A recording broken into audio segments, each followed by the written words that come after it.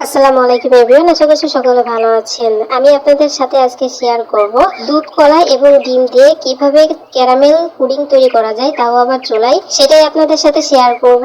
আশা করছি আমার আজকের রেসিপি সহজ এবং ভালো লাগবে। আর আমার আজকের সহজ রেসিপি যদি ভালো লেগে থাকে তাহলে অবশ্যই আমার চ্যানেলটিকে সাবস্ক্রাইব করে পাশে থাকা বেল আইকনে ক্লিক করে নোটিফিকেশন অন করে রাখবেন, তাতে আমার সমস্ত নিত্য নতুন রেসিপির ভিডিও পেয়ে যাবেন। আর এই পুডিংটা বানানো একেবারেই সোজা। তো চলুন দেখে আসি কিভাবে আমি আজকে দুধ কলা এবং ডিম দিয়ে ক্যারামেল পুডিং তৈরি করব। তার জন্য আমি একটা বলে 5টা কলা নিয়ে নিয়েছি আর নিয়ে নিচ্ছি 3টা ডিম। আর ডিমটা কিন্তু অবশ্যই রুম টেম্পারেচারে থাকতে হবে। ডিম এবং কলাটা আমি খুব সুন্দর করে এই কাঁটা চামচ দিয়ে ভেঙে নিব। আপনারা চাইলে একদম সরাসরি ব্লেন্ডারের মধ্যে দিয়ে ব্লেন্ড করে নিতে পারেন, তবে আমি কাঁটা চামচের সাহায্যে কলাগুলোকে ভেঙে তারপরে মিশিয়ে নিব।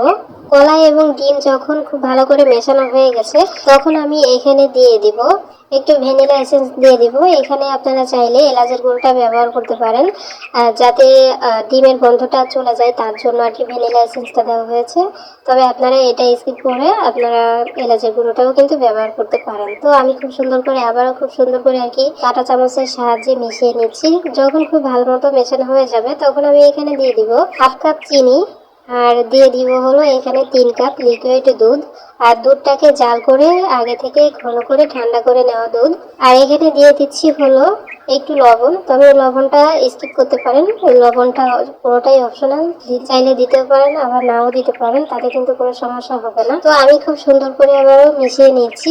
চিনিটা না গলা পর্যন্ত আমি এরকম করে নিব, মানে মিশিয়ে নিব। আপনারা চাইলে ব্লেন্ডারের মধ্যে দিয়ে কিন্তু একদম ব্লেন্ড করে নিতে পারেন। তো আমার মিশ্রণটা একদম তৈরি হয়ে গেছে। এখন আমি চলে এসেছি চুলায়। চুলায় একটা প্যান বসিয়ে দিয়েছি। প্যানের মধ্যে আমি 1/2 কাপ চিনি দিয়ে দিলাম। চিনিটা দিয়ে আমি এখানে পানি দেবো না, চাইলে আপনারা একটু সামান্য পানি দিয়ে দিতে পারেন ক্যারামেল তৈরি করার জন্য। আর আমি পানি দিচ্ছি না, আমি ডাইরেক্ট ক্যারামেলটা তৈরি করে নিচ্ছি পানি ছাড়াই। তো ক্যারামেলটা যখন এরকম কালার চলে আসবে তখন কিন্তু নামিয়ে নিতে হবে। এর থেকে যদি আরো বেশি গাঢ় করতে চান, অনেক ডার্ক হয়ে গেলে কিন্তু ক্যারামেলটা তিতো লাগবে, খেতে ভালো লাগবে না। তো এই কালারটা কিন্তু একদম ঠিক আছে, একদম পারফেক্ট আছে। এখন যে যে মোল্ডে আমি পুডিংটা বেক করবো সেই মোল্ডের মধ্যে আমি ক্যারামেলটা ঢেলে দিলাম একদম সরাসরি। আর এখানে ক্যারামেলটা সেট হতে কিন্তু খুব বেশি সময় লাগবে না, জাস্ট কয়েক সেকেন্ডের মধ্যেই কিন্তু ক্যারামেলটা সেট হয়ে যাবে। তো দেখতে পাচ্ছেন ক্যারামেলটা সেট হয়ে গেছে আমার। একদম ঢেলে দিয়েছি, ঢেলে সমান করে দেওয়ার সঙ্গে সঙ্গে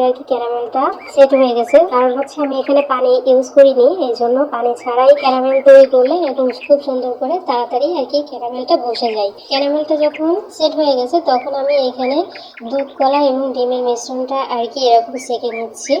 আপনারা দুধ, ডিম এবং কলা যদি ব্লেন্ড করেন তাহলেও কিন্তু এরকম সেঁকে নিতে হবে। আর যদি আমার মতো হাত দিয়ে নিতে চান তাহলেও কিন্তু এরকম সেঁকে নিতে হবে। সেঁকার পর দেখা যাবে যে অনেক দানাভাব কিন্তু থেকেই গেছে, দেখতে পাচ্ছেন আপনারা।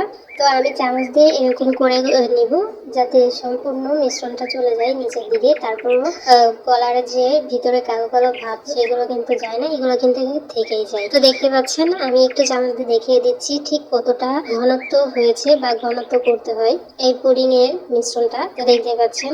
এখন আমি চলে এসেছি চুলায় একটা পাতিল বসিয়ে দিয়ে তার মধ্যে একটা কাগজ এবং একটা স্ট্যান্ড বসিয়ে দিয়ে আমি আগে থেকেই কিছুক্ষণ গরম করে নিয়েছিলাম, জাল করে নিয়েছিলাম। খুব সুন্দর করে যখন গরম হয়ে গেছে পাতিলটা তখন আমি দিয়ে দিব পুডিং এর বাটিটায় বসিয়ে দিয়েছি।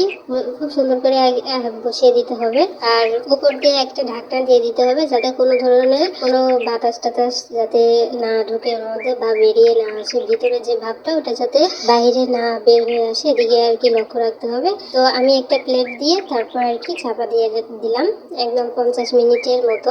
50 মিনিট পরে আমি ফিরে এসেছি আর পুডিংটা কিন্তু অলমোস্ট রেডি হয়ে গেছে। এখানে আপনারা অবশ্যই টুথপিকের সাহায্যে চেক করে নেবেন যে পুডিংটি সেট হয়েছে কিনা। তো দেখতে পাচ্ছেন আমি কিন্তু কাঠি দিয়ে দেখিয়ে দিচ্ছি আমার পুডিংটা কিন্তু সেট হয়ে গেছে। এখন একটা সম্পূর্ণ ঠান্ডা করে 1 ঘন্টা মতো আমি রেখে দিব নর্মাল ফ্রিজে।